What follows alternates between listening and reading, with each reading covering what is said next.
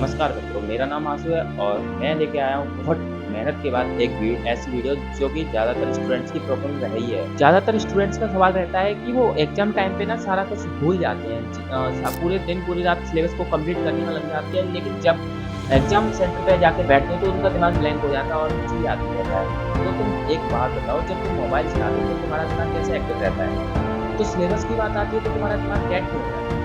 दरअसल प्रॉब्लम तुम्हारे सिलेबस में नहीं, प्रॉब्लम तुम्हारे दिमाग की वायरिंग में है। तो आज हम इसी टॉपिक पे बात करेंगे और मैं दूंगा तुमको ऐसे टॉपर्स की स्ट्रेटजी जिससे लोग टॉप कर रहे हैं अपनी लाइफ में। और ये सब कुछ मैं कोई हवा में नहीं फेंक रहा हूँ, सारा का सारा कुछ मैं रिसर्च करके। और मेरे खुद 5 दोस्त ऐसे थे 12th में जिनके 90+ मार्क्स थे हर सब्जेक्ट में। तो वीडियो को लास्ट तक देखना, वीडियो में होंगी 4 पार्ट। 4 पार्ट में तुमको शुरू में बताया जाएगा कि ये सब होता क्यों और इसमें तुम्हारी कोई गलती नहीं होती है, बल्कि ये तुम्हारे लिए किस तरह से हानिकारक होता है और आप किस तरह निकल सकते हो इसमें। वीडियो की शुरुआत करते हैं पार्ट 1 से। पार्ट 1 में बताते हैं कि तुम्हारा दिमाग तुमको ही धोखा देता है, जिसमें कि जैसे दिमाग का काम होता है केवल मेमोरी को सेव करना, लेकिन तुम हो कि मेमोरी को गलत जगह सेव करते हो। जैसे एग्जाम का प्रेशर आया नहीं कि तुम रट्टा मारना स्टार्ट करते हो, तो रट्टा मारते हो ना तो दिमाग कहता है कि इसमें मेमोरी कहाँ है, इसमें इमोशनल क्रिएटिव लिंक कहाँ है। जैसे तुमने कुछ याद किया, लेकिन उसमें तुम कुछ सोच समझ के याद करोगे तो तुम्हारे दिमाग समझता है हाँ कुछ तो ऐसे याद है, उसे सेव कर देता है। बट तुम ना रट्टा मारते हो एक दिन प्रेशर में आके, तो उसमें तुम्हारा दिमाग सारा का सारा उससे जंक फाइल समझ के डिलीट कर देता है। और एग्जाम टाइम जब तुम्हारा आता है और तुम वहाँ पे बैठ के एग्जाम देने वाले होते हो और तुम्हारा दिमाग इसीलिए ब्लैंक हो जाता है क्योंकि तुम रट्टा मार के जाते हो। रिसर्च कहता है कि अगर तुमने बिना किसी कनेक्शन के, बिना किसी समझ के अगर तुमने कुछ भी याद किया है तो वो उसका कोई मतलब नहीं निकलता है। 48 घंटे बाद वो वैसे ही प्लस हो जाएगा। मतलब कि तुम 8 घंटे की पढ़ाई कर रहे हो तो 8 घंटे की मेहनत करो। अगर तुमने 8 घंटे की मेहनत नहीं की तो रिजल्ट 0 होगा।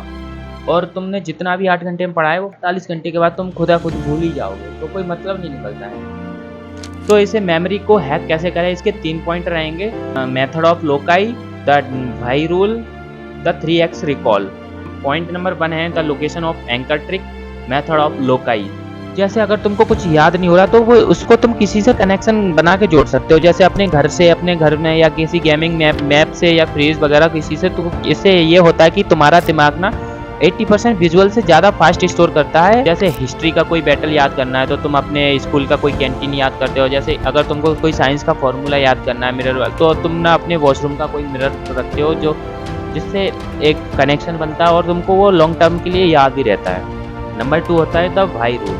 जब तक तुम किसी टॉपिक के भाई रूल को नहीं जानते हो, मतलब तो तुम्हारा दिमाग उसको सीरियसली नहीं लेता है। जब जैसे हर बार तुम पढ़ते वक्त अपने आप से पूछो ऐसा क्यों, व्हाई डज दिस एक्सिस्ट। ऐसा क्वेश्चन करने से तुम्हारा ब्रेन उसको फोकस करता है और लॉजिकली कनेक्शन बना के रखता है, जिससे वो लॉन्ग टर्म के लिए याद रहता है। नंबर 3 आता है 3x रिकॉल रूल।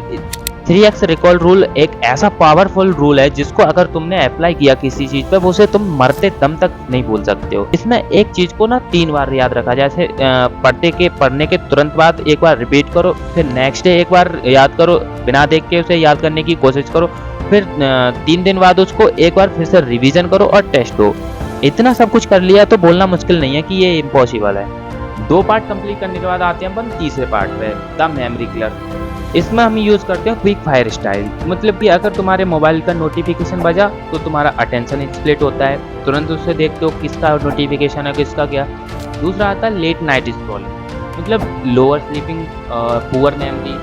तीसरा आता है मल्टीटास्किंग यानी जीरो रिटेंशन। मतलब ये होता है कि अगर तुम्हारा दिमाग टेम्पल है तो तुम उसमें रील भरे जा रहे हो, तो भगवान कैसे आएंगे। तो आगे बढ़ते हैं हम पार्ट नंबर 4 पे। 4 में हम बताते हैं कि किस तरह से आप ओवरकम कर सकते हो, किस तरह से इनके छुटकारा पा सकते हो। पार्ट 4 रहता है कि brain food and habit retention. तुम्हारा ब्रेन टेक्निक से नहीं बल्कि रूटीन से भी बनता है। उसमें 3 चीज ऐड करो। नंबर 1 ओमेगा 3 वालनट्स और फिश ऑयल। नंबर 2 होता है कि 7 से 8 आवर्स स्लीप होती है, जिसमें कि अगर तुम 7 से 8 घंटे सो रहे हो तो उसमें तुम्हारा फेज रहता है कि मेमोरी अपलोड फेज कहते हैं उसे, REM। नंबर 3 होता है पोमोडोरो फोकस रूटीन, जिसमें 25 मिनट अगर तुम स्टडी कर रहे हो तो 5 मिनट का ब्रेक ले लो। ऐसा करने से तुम लॉन्ग टर्म के लिए पढ़ाई भी कर सकते हो। 7 से 8 घंटे पढ़ाई कर लोगे लेकिन तुमको महसूस भी नहीं होगा।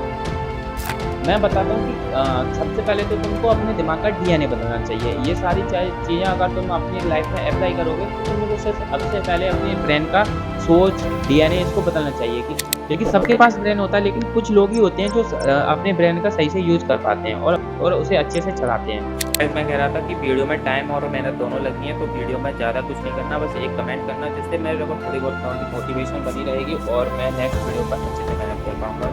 वैसे टाइम मिल नहीं पाता है क्योंकि पढ़ाई भी करनी होती है, वीडियो वगैरह पे ज़्यादा टाइम नहीं दे पाता। अगर तुम कमेंट करोगे तो थोड़ा मोटिवेशन मिलेगा और पढ़ाई में छोड़ के थोड़ा वीडियो पे ध्यान दे पाऊँगा।